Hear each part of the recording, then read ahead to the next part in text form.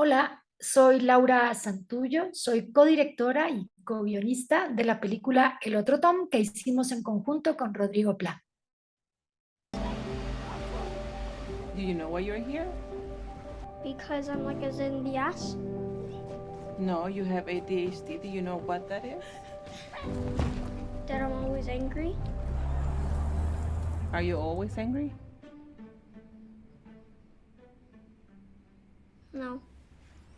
Nosotros, cuando empezamos a trabajar alrededor de la idea, que después sería la película, nos interesamos profundamente por el diagnóstico, este diagnóstico del trastorno por déficit de atención, y lo primero que percibimos fue que había de alguna manera dentro de ese modo de hacer el diagnóstico, la manera en que ocurría, una especie de simplificación de lo que era la experiencia humana.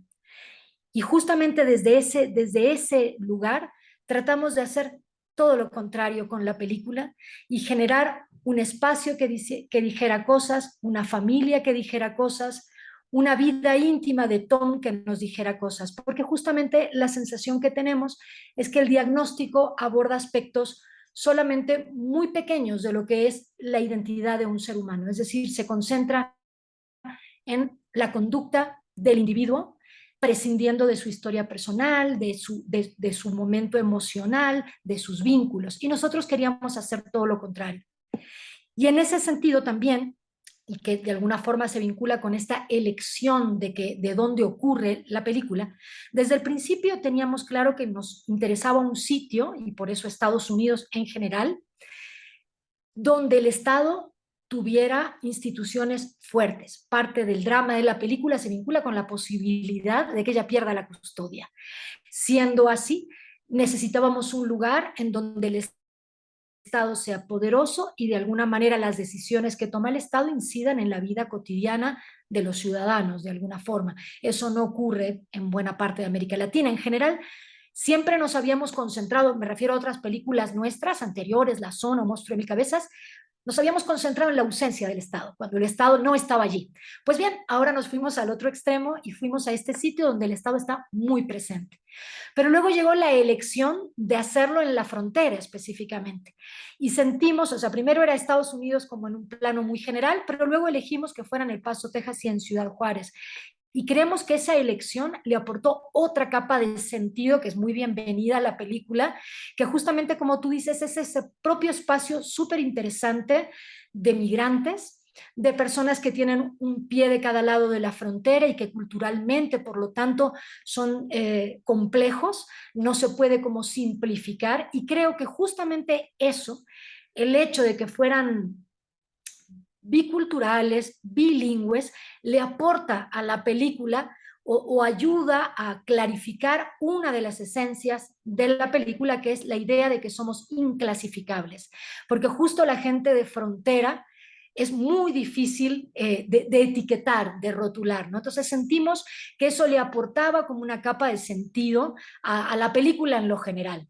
Diría cierto sector del público, la película tiene mensaje, ¿no? Yo lo pondría en términos de que creo que la película tiene un discurso bien claro, tiene una postura, que aparte me parece bien interesante ver una película con postura, pero al mismo tiempo no es ni aleccionadora ni es adoctrinadora.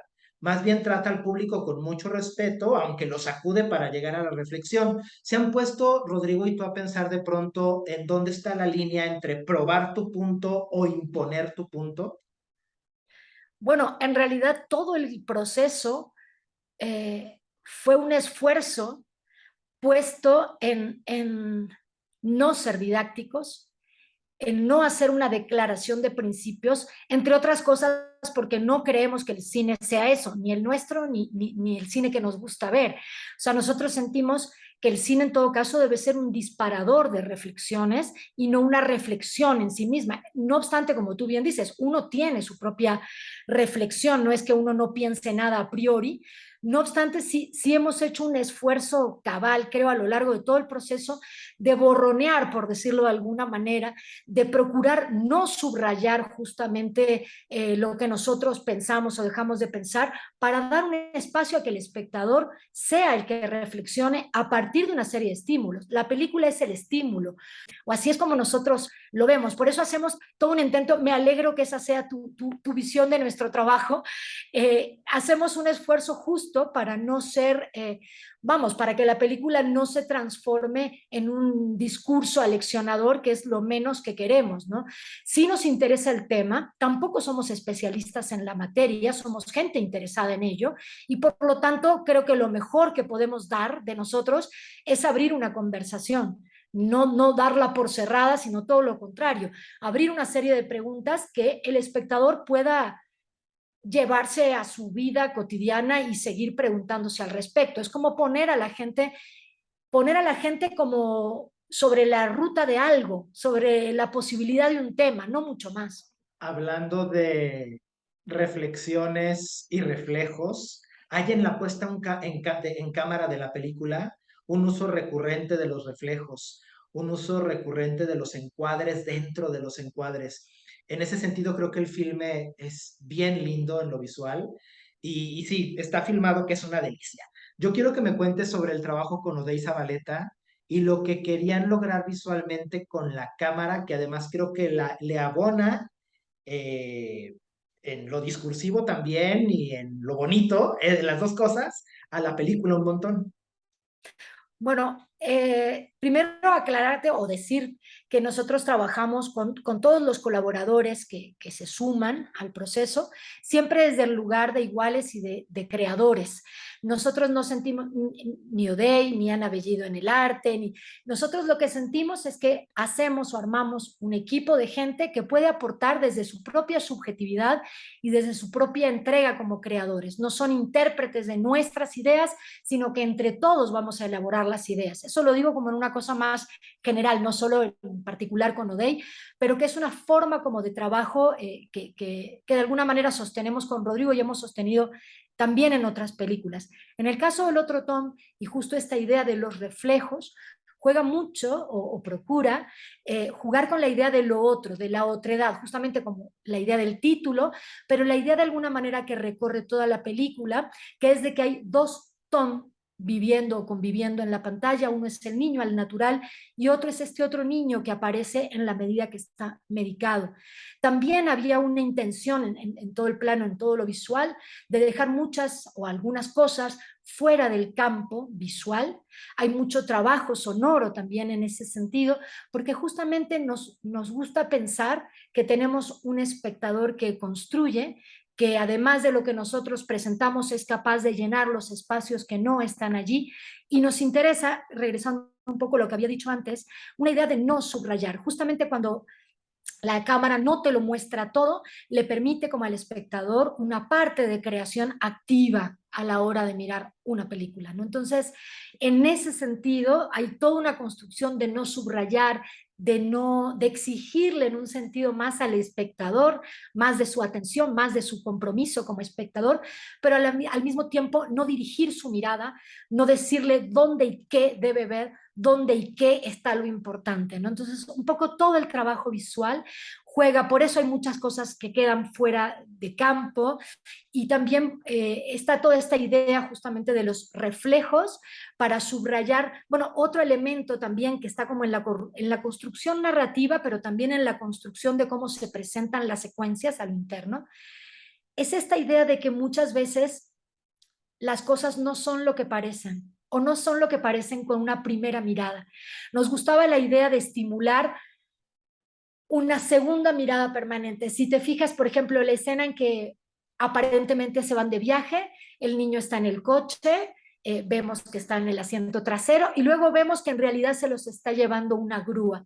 Este tipo de construcción donde la información se te va dando paso a paso es parte de la construcción toda de la película, porque nos gustaba también reflejar o empujar en este sentido de que muchas veces hay que mirar dos veces para comprender lo que estamos viendo.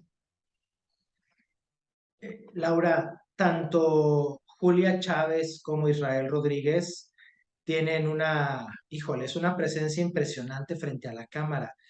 no dejo de pensar en ellos como planetas, ¿sabes? O sea, siento que tienen su propia fuerza gravitacional y nos atraen hacia ellos, que es, bueno, es una cosa tremenda e impresionante. Yo quiero que me cuentes sobre el trabajo con ambos antes y durante el rodaje.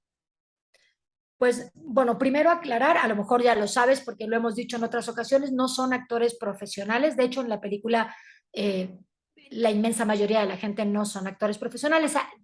Hay un par de ellos, el papá del amiguito, que habían hecho algunas cosas antes, pero en general todas las personas que ves son su primera vez de estar frente a la pantalla, incluido Julia e Israel.